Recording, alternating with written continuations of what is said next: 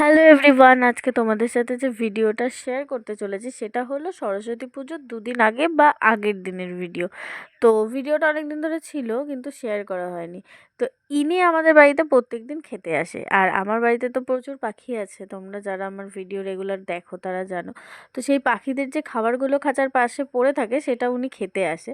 তো আমার কিছু ভুলের কারণে ওনার পায়ে এই সমস্যাটা হয়ে গেছিলো। অ্যাকচুয়ালি এখন আমি আর সেই জিনিসটা করি না, কিন্তু এমনভাবেই গুরুতর আহত হয়ে গেছিলো বেচারা।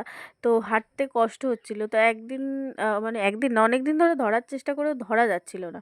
কিন্তু হয়তো ওর ঠিক হওয়ার ছিল, সেই জন্য নিজে থেকেই এসে ধরা দিয়ে দিয়েছিল একদিনকে। আর তারপরে এরকমভাবে ওকে রেস্কিউ করার চেষ্টা চলছিল। মানে ওর পাটার মধ্যে এতটা বাজেভাবে চুল জড়িয়ে গেছিলো যে সেটা কেটে একদম চামড়ার ভেতরে ঢুকে গেছিলো। তো যাই হোক, অনেক চেষ্টার পরে মোটামুটি ওকে সুস্থ করা গেছে। এখনও সুস্থ আছে, ভালো আছে।